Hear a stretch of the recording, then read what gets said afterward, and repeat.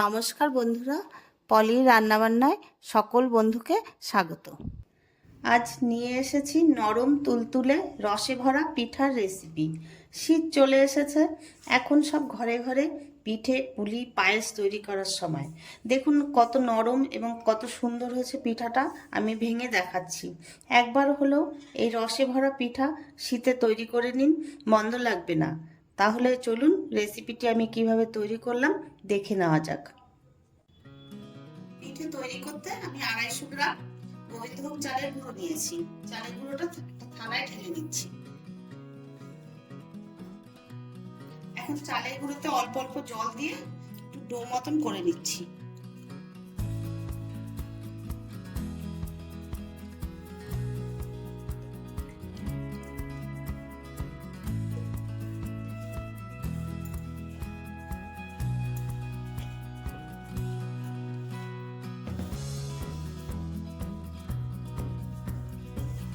চালের গুঁড়োটা এইভাবে আমি মেখে নিয়েছি। এবার এখান থেকে আমি এরকম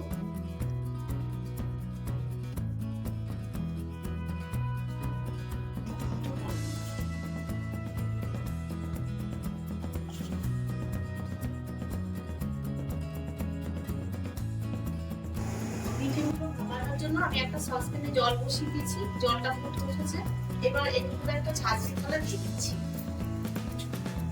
পিঠেগুলো দিয়ে দিচ্ছি।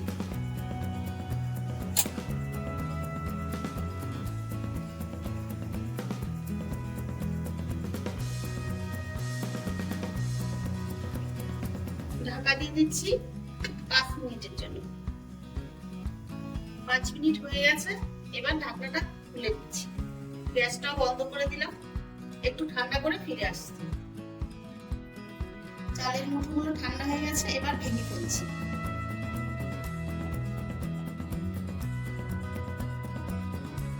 চালের মুঠোগুলো ভেঙে গুঁড়ো করে নিয়েছি। এবার একে একে এর মধ্যে আমি অন্য জিনিস দিয়ে দিচ্ছি নারকেল কোড়া। 10 টাকা দামের গুঁড়ো দুধ 1 প্যাকেট দিয়ে দিচ্ছি। 1 চামচ মতন ঘি,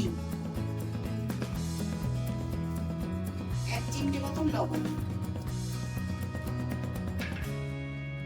দিচ্ছি। 2-3 চামচ চিনি।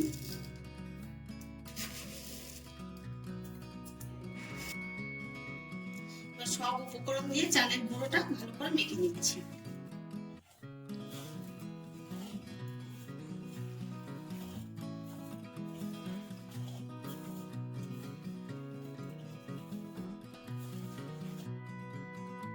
অল্প অল্প করে গরম জল দেব আর ভালো করে ডোটা মেখে নেব।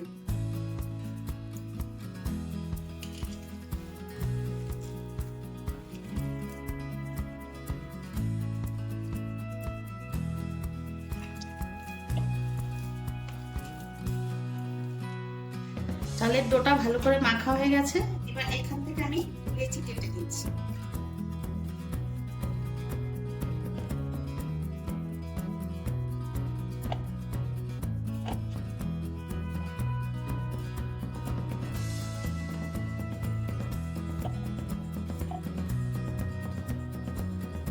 একটা লেচি দিয়ে বাটির মতন করে নিচ্ছি।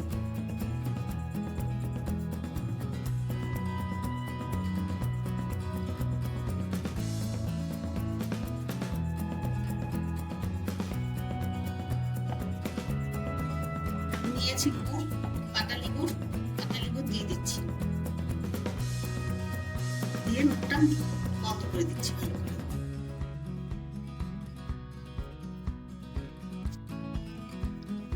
আবার হাত দিয়ে ঘুরিয়ে গোল করে দিচ্ছি।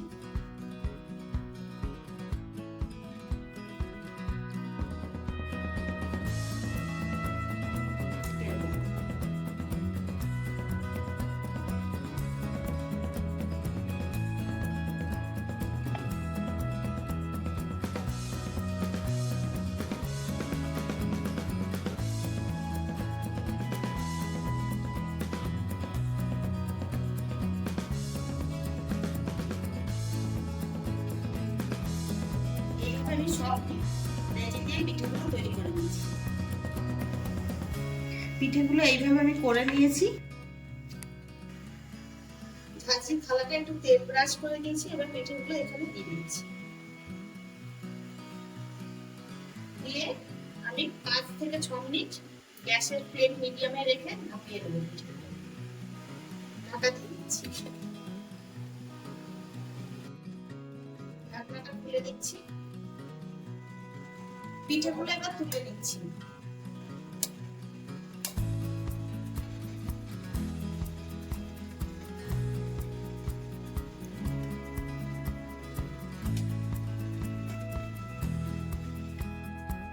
পিঠেগুলো হয়ে গেছে, আমি একটা অন্য থালায় তুলে নিয়েছি।